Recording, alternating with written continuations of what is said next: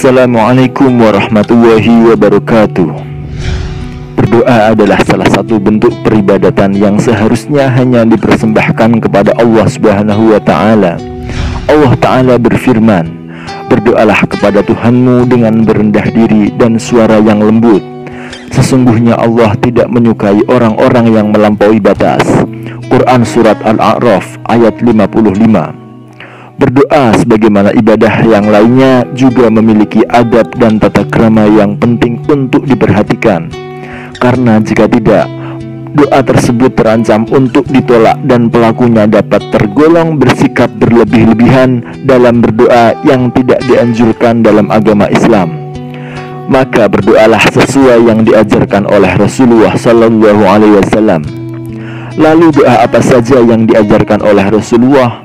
Dan doa apa saja yang tergolong dalam doa yang berlebihan dan dibenci oleh Allah, serta apa akibatnya bagi orang yang berdoa secara berlebihan? Simak ulasannya dengan menonton video ini sampai akhir, tentunya hanya di channel ID Muhammad. Tapi sebelum lanjut, jangan lupa klik subscribe, like, dan lonceng notifikasi untuk mendukung channel ini agar istiqomah dalam menyiarkan syiar Islam. Doa yang dibenci oleh Allah Subhanahu wa Ta'ala, di antaranya: 1. Doa yang mengandung unsur dosa. Pada dasarnya berdoa itu meminta yang baik-baik bagi diri sendiri maupun bagi orang lain, seperti yang dicontohkan oleh Rasulullah. Nabi Muhammad SAW tetap mendoakan kebaikan bagi kaum yang telah menyakitinya. Begitu indah perilaku yang dicontohkan Rasulullah. Sampai dalam berdoa pun Rasulullah tidak pernah meminta yang jelek-jelek untuk kaum yang menyakitinya. Berdoa meminta kejelekan sama artinya orang tersebut menyimpan dendam dalam hati, dan dendam termasuk perbuatan yang dibenci oleh Allah.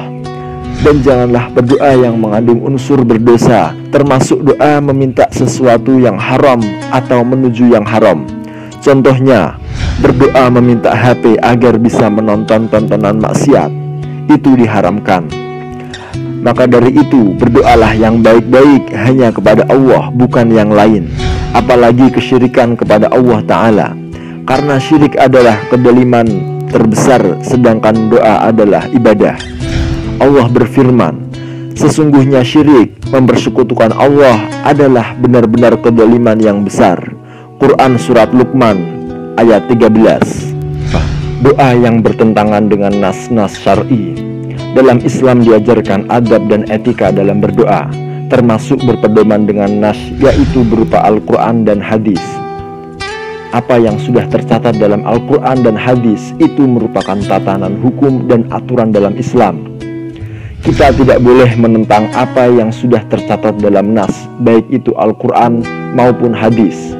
Termasuk dalam berdoa, kita tidak boleh bertentangan dengan apa yang sudah ditetapkan dalam Al-Quran dan hadis. Seperti contoh, berdoa agar orang-orang kafir tidak diazab oleh Allah di akhirat. Itu menandakan orang yang berdoa menafikan apa yang sudah menjadi ketetapan Allah Subhanahu wa Ta'ala. Contoh lain, berdoa agar dia terjaga atau maksum dari kesalahan dan dosa. Itu melawan kodratnya sebagai manusia biasa. Karena manusia adalah tempatnya salah dan lupa, jadi berdoalah dengan berpedoman dengan Al-Quran dan hadis. Karena tanpa itu kita akan tersesat hidup di dunia ini. 3. Doa yang mengandung unsur kemustahilan dalam dunia. Kita hidup di dunia ini dengan tatanan yang ada di dalamnya. Dalam berdoa pun juga ada tatanan sesuai apa yang diajarkan dalam Islam. Sebagai manusia biasa, kita dibekali akal dan nafsu, dan kita sebagai makhluk hidup mempunyai tabiat sebagai manusia, dan kita tidak mungkin menghindari itu. Islam mengajarkan dalam berdoa tidak boleh mengandung unsur kemustahilan dalam dunia.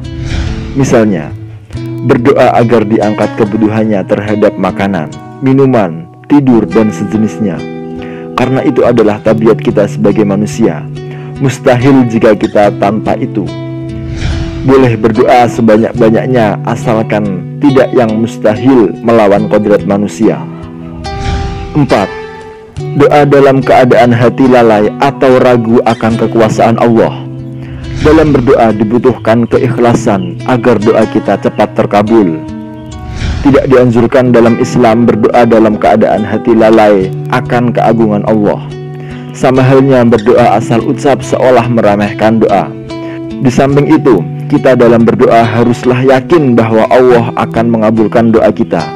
Yakin akan kekuasaan Allah untuk mengabulkan doa kita.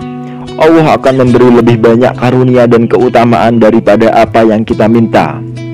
Allah tidak akan lemah dengan banyaknya permintaan hambanya. Itu adalah pertanda bahwa Allah Maha Besar. 5. Doa yang diperinci atau detail.